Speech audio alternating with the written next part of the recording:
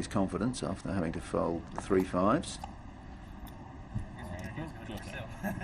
The dealer nudges Ivey into action, and ace-9 is enough for him to give action. Seidel has the black snowmen.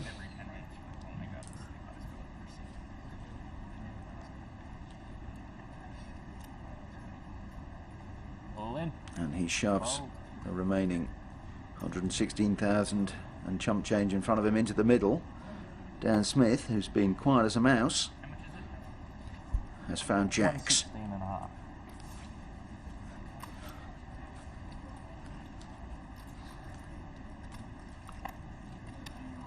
May raise to isolate Seidel,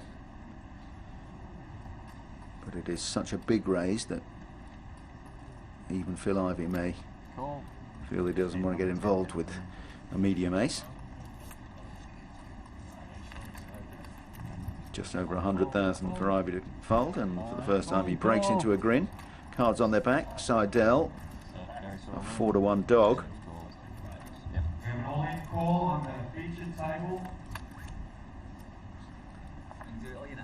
Just needs to dodge an 8. He's got the spades covered, so that spade won't frighten him. Only an 8 for Eric Seidel. No dice. 2 bigger pairs for Dan Smith, and that sends one of the most successful players in poker history off to the bar for a consoling orange juice. And retire a few yards as our remaining players seek out that first prize of $2 million. Winfred Yu is the proprietor of a casino in Macau and hosts the big game in Macau, so he's very much used to seeing large amounts of money being gambled.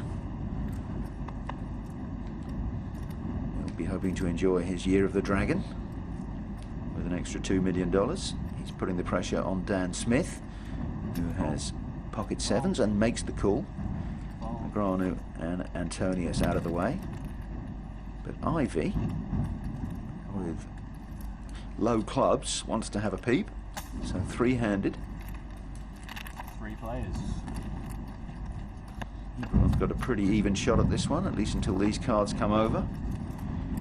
Not a bad flop for 7s, unless the person next to you has an 8. Ivey picks up a gut shot draw. He'd need one of the few remaining 7s.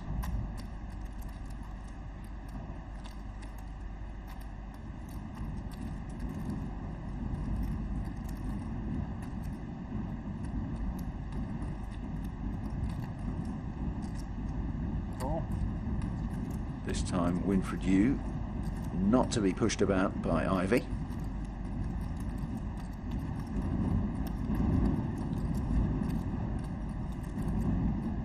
Still hear the fireworks erupting in the background. Nothing wrong with your TV, and nothing wrong with Dan Smith's decision making there. Sensed that his 7s were no good. Now he'll be slightly kicking himself under the table, but he's actually done himself a favour, because Ivey has made the straight, also has a flush draw. So Dan Smith will go from agony to delight when he sees this one on TV, or when Ivey brags about it to him in the bar later on. We may even see a showdown if Yu still likes his 8. Has top pair. Decent kicker, but that is a very draw-heavy board. And Yu makes a very decent decision.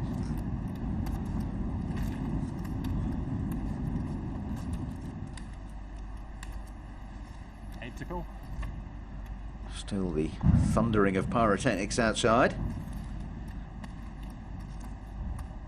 And action ahoy as Patrick Antonius reaches for chips.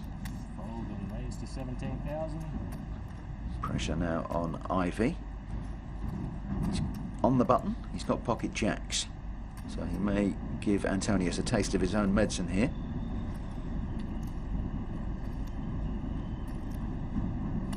Re-raise to 42,000. Fold. Smith will not play the 8-4. Fold.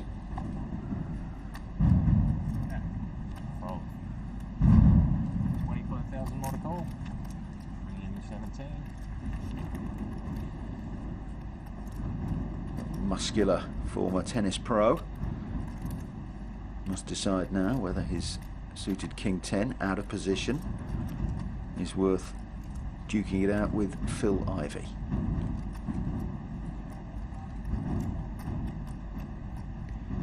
Cool. And he thinks it is. Antonius will be first to act after the flop. Check that.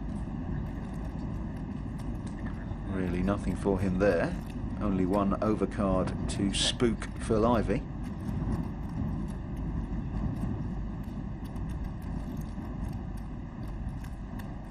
Check. He checks it down. No one has any diamonds, so Ivey increases his chances of winning this one.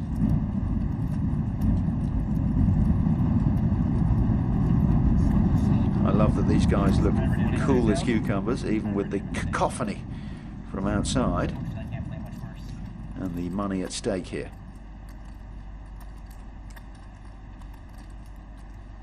Antonius applying the pressure. Still only one overcard to those jacks. Cool. And Ivey says we'll see one more. Third diamond may slow people down. But if Ivey thought he was good before, the chances are he'll still be inclined that way. These two very good friends know each other inside out. Check. Ivey may decide just to check this one. Turn over the cards and win what he already has, and they'd be happy enough. Jacks and twos.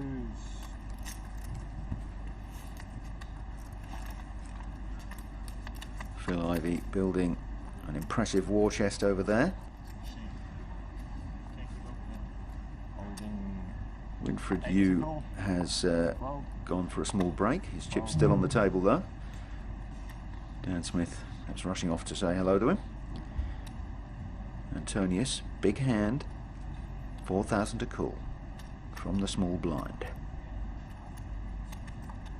22,000. A call is not enough. He puts the pressure on. Phil Ivey has Huey and Dewey, the two little ducks, and that is enough for a monster raise. Raise and all in. Phil Ivey says pair. Antonius is going to love seeing what pair it is.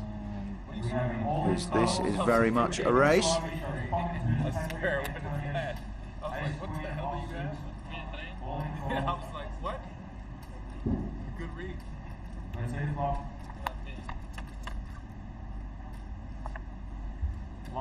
Gut shot draw comes for Antonius. A 9 is now an out for him. So 9, ace, queen or king, and there it is. He makes the straight on the river. One more hand,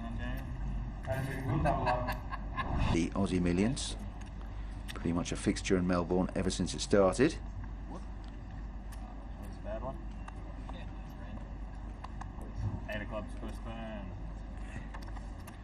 A little bit of a misstep by the dealer. Showed a card. The 8 of clubs will be the burden card. Raised 30,500. Sold 12. Gus gets busy with ace 6. Ivey on the button with a bigger ace.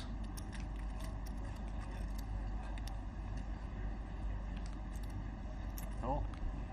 Flat calls. Mercier in the small. His stack is dwindling.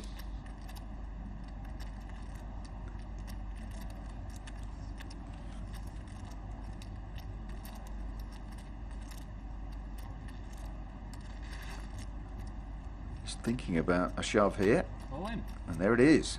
204,000. That will dissuade Tony Bloom and Gus, but Ivey We'll look him up here. Alright, you got 173 and a half more. He's asked for the count.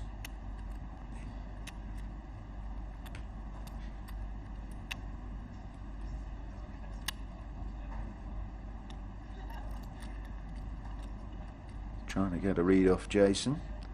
It's a short stack shove. I'd be very surprised if Ivey didn't make this call. And so it comes to pass. He'll be happy with what he sees. He's a 3-to-1 favourite. Negreanu possibly giggling that was almost a slow roll of sorts.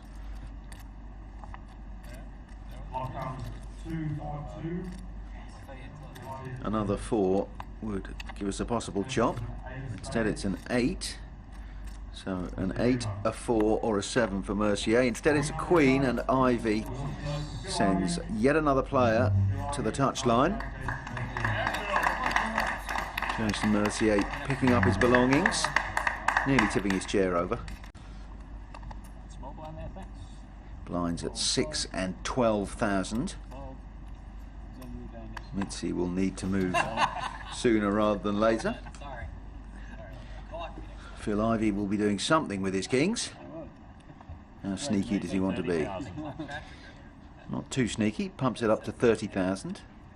On the button, Tony Bloom, a suited king jack.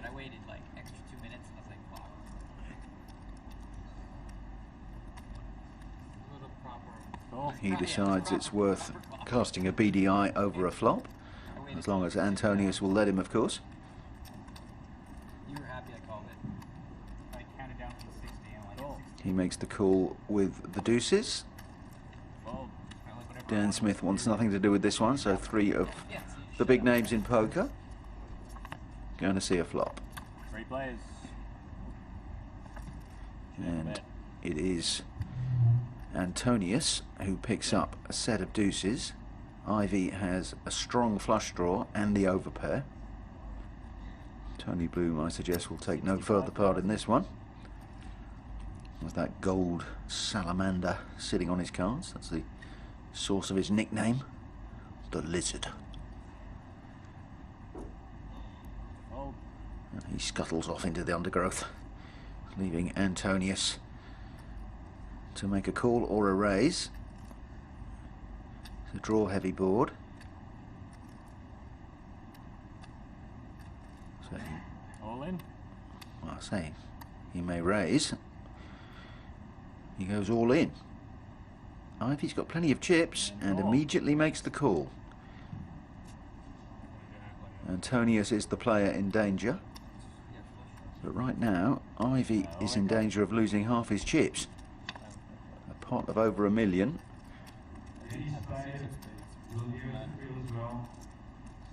Needs to hit a king or a spade. Can't do it, so Antonius is the player who doubles through. You wouldn't guess it by looking at him, but Phil Ivey has a rare burst of emotion there.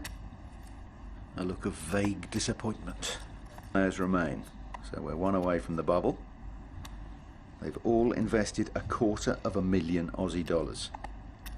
3 of them will make a profit, 2 of them will make a loss. Ivey raises with the 10s. Antonius gets out of the way. Gus folds. Sorrel Mitzi, well, he's taken a few knocks to his chip stack. He was leading, now he's down below $500,000. And he says all in with the 9s. This will be a snap call, I think, from Phil Ivey. The all in and the call, and Phil Ivey better than 4-to-1 to win this. So Sorrel Mitzi, he built the tower. It's about to come tumbling down unless he can spike a 9. Well, the one thing that Ivey doesn't want now is a 10. Sorrel Mitzi also has the club draw. We've seen some unlikely escapes in this exciting tournament. What will the river bring? Well, there's no Harry Houdiniac for Sorrel Mitzi. He's been up and he's down, but now he's out.